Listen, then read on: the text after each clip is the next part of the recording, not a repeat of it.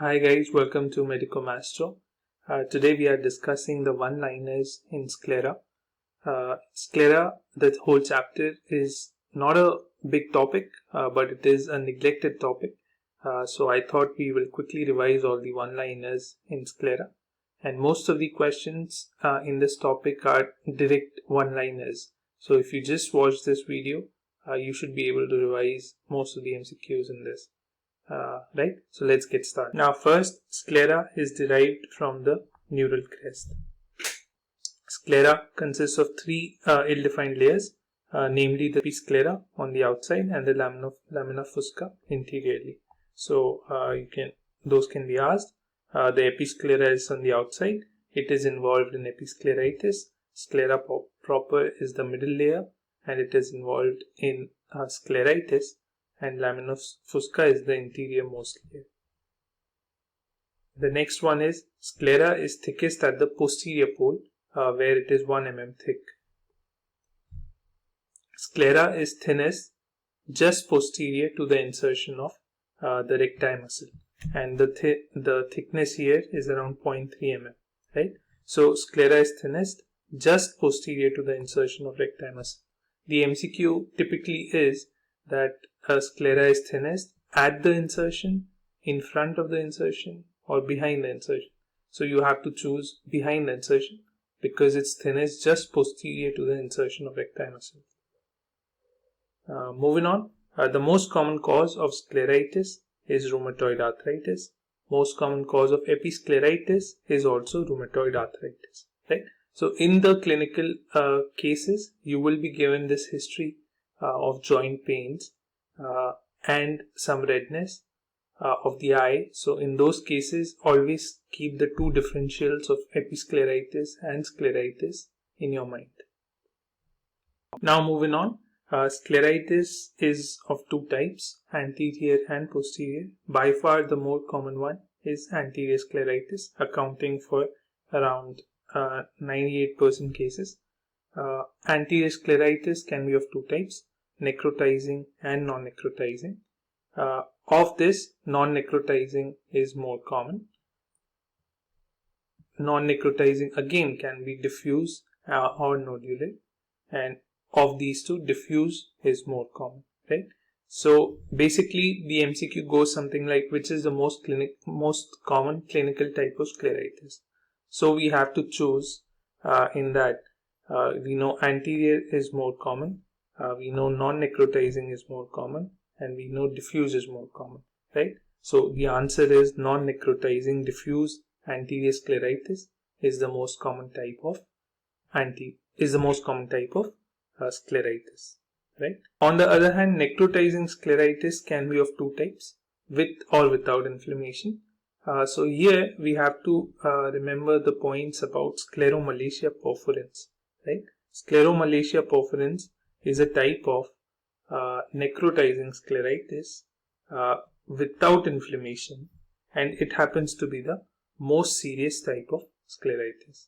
Okay, so the most common type and the most serious type of scleritis, these are two one-liners that are frequently asked. That completes scleritis. Let's move on to staphyloma. Now, staphyloma is basically protrusion of uvea through a weak portion of cornea or sclera, right? So there is basically weakness in the outer coat through which the middle coat, which is uvea, protrudes outside, and that area of protrusion is known as staphyloma. Staphyloma can be of 5 types, right?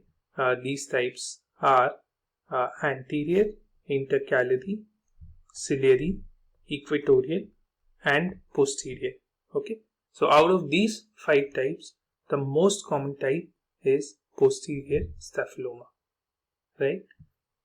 And the most common cause of posterior staphyloma is pathological myopia. So overall, also the most common cause of staphyloma is pathological axial myopia. The second most common type of staphyloma is the anterior staphyloma, and the most common cause of anterior staphyloma is a perforating corneal ulcer. So the two more common causes of staphyloma in general are myopia and perforating cornea. Now, in each type of staphyloma, a different structure is involved, right? So we need to look into what part of the uvea is protruding through what part of the outer coat, and that information is used in the classification of staphyloma. So in an anterior staphyloma, there is protrusion of iris through cornea, right? As we already discussed, most common cause of anterior staphyloma is a perforating corneal ulcer. The second type is the intercalary staphyloma. This occurs at the limbus, and it is due to bulging of the root of the iris, right? In an anterior staphyloma, the main body of the iris is involved, whereas in intercalary staphyloma, root of the iris is involved, and it occurs around 2 mm around the limbus. The third type, ciliary staphyloma, is simple. It is bulging of ciliary body through the sclera. The fourth type, equatorial staphyloma, involves choroid in the equatorial region, bulging through the sclera. The fifth type, which is posterior staphyloma, the most common type of staphyloma.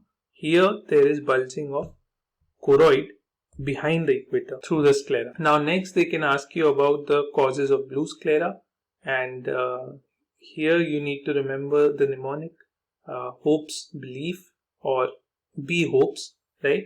So let's quickly discuss this. Blue sclera can be seen in high myopia. It can be seen in osteogenesis imperfecta. It can be seen in pseudoxanthoma elasticum, Ehlers-Danlos syndrome, as a sequelae of scleritis, and in ophthalmos or congenital glaucoma.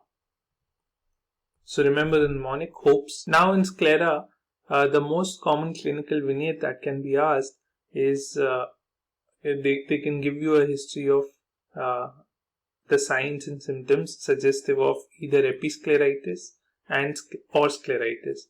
So it's important that we differentiate these two conditions. So these 4 or 5 points will help you to identify the correct diagnosis, right? So let's look at those. So in episcleritis, the congestion or the redness, it has more of a pinkish color, right? Whereas in scleritis, there's going to be a purplish or grayish appearance of the inflamed region. Next, the history of pain is going to be present in scleritis. There's going to be severe pain as opposed to episcleritis, where there can be mild or maybe no pain at all, right? Then there on slit lamp, if you look at the inflamed region, there will be scleral edema, or if it's like a chronic scleritis, there could be thinning of the sclera too. Whereas in episcleritis, only the superficial layer is involved. So the scleral thickness, scleral edema, scleral thinning, these features will help you differentiate the two conditions.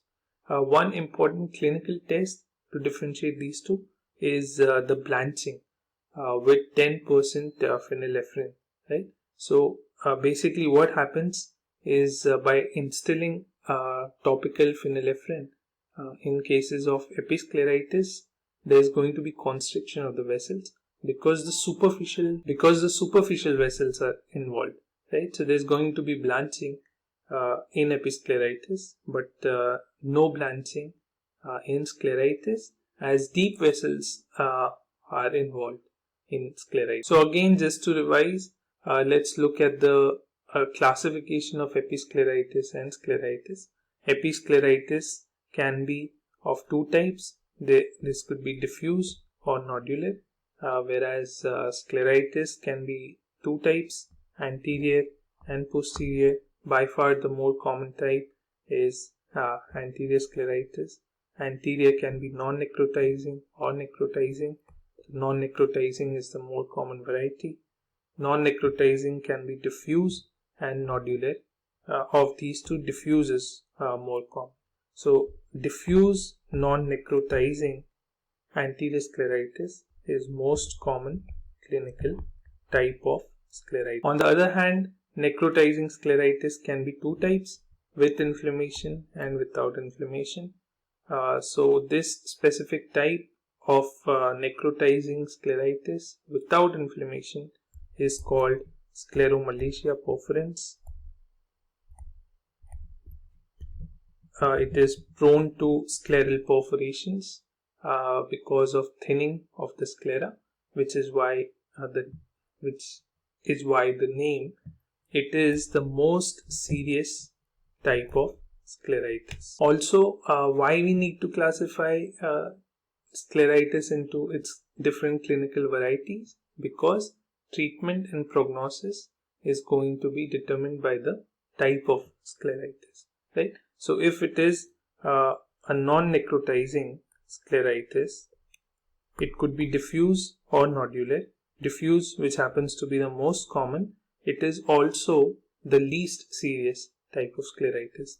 Treatment is going to be simple NSAID drops topically given, and recurrence is going to be rare. On the other hand, in nodular anterior scleritis, again the treatment is NSAIDs plus minus steroid drops, but 50% cases have multiple recurrences, right? On the other hand, necrotizing anterior scleritis often associated with systemic disease, and treatment is often difficult and prognosis is guarded, because especially in cases like scleromalacia perforans, they are prone for perforations after scleral melting. And then posterior scleritis, which constitutes only about 2% of all scleritis. Again, treatment is not with topical drops but systemic steroid. So we give systemic steroids and immunosuppressive drugs in cases of posterior scleritis. Remember posterior scleritis for its T sign. There is presence of a fluid in the subtenon space, and there is thickening of the posterior sclera, so it gives this classical T sign on a B scan ultrasound. So that T sign is also a one-liner that can be asked. I hope that video helped you revise sclera quickly. We have covered almost all the one-liners that can be asked on this topic. In the coming days, we will be discussing all the one-liners in different chapters. We already have a one-liners in lens video. You can check that out. And in the coming days, we'll be having a one-liners in the other chapters. So please subscribe to this channel, and I'll see you in the next video.